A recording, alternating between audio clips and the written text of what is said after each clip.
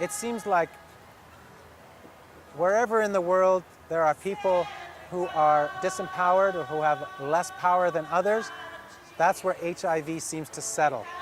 And these are what we like to call the key affected populations. They're harder to reach. They require specialized strategies. They require networking with each other so that they can share best practices around how to reach Indigenous people for prevention and care, treatment, and support. How do we get people tested? How do we get people on treatment? How do we get Indigenous people to adhere to their treatment and take the treatments every day? How do we get people to get their viral load down to undetectable levels? That's what we really want, because if we go down that treatment cascade and they have undetectable HIV levels in their blood, it's very difficult to transmit HIV. But Indigenous people have to deal with other stigmas, not just the stigma of HIV. And a guy like this, sometimes keep going. The lots of access. We're talking about HIV. Yeah, HIV and AIDS. That's a big story. It is, I know. A lot of people are dying. Even my own people. I'm Indigenous. I'm from Mississaugas of the New Credit. Yeah, that's why I work with the Canadian Aboriginal AIDS Network. I've had HIV. I'll get that guy. Yeah. How you doing, man? You all right? You all right? My girl died. Oh, I'm sorry, man. HIV. Oh, She was so scared. She did heroin. She didn't even do heroin once. that's exactly what we're talking about, man. She did it. She was afraid of it. Yeah. But you can heal from that, right? There's Yeah. drugs. I've had it for 25 years. There's no need to die. You can live forever.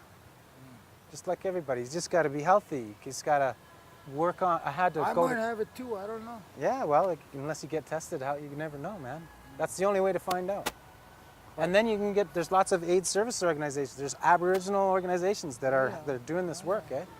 That's what we're talking about. It's all good. Keep filming. But I'm telling you, I'm afraid to have that. Of course. But you know what?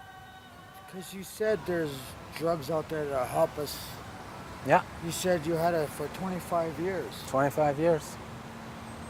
That's a long time. No You look kidding. pretty healthy. I feel great. Maybe they are a two-spirit person or a man who has sex with men. Maybe they are a drug user, or maybe they're involved in the sex trade. All these multiple levels of stigma and discrimination really can hold a person down and prevent a person from coming in for testing. They can prevent a person from accessing treatment or being adherent to their treatment, or from going to see a doctor. If they go into a clinic and they're treated like a second-class citizen, they may not want to go back. It may not be worth it. They may choose not to go and take medication so that they can avoid that kind of dehumanization. Well, if we look at Mother Nature as a person, then Mother Nature has reservoirs where HIV is hiding too. And I believe those reservoirs, those places where they're hiding, are the key affected populations. They're people who are injecting drugs. They're people involved in the sex trade. They're men who have sex with men. They're Indigenous populations. This is where HIV is hiding.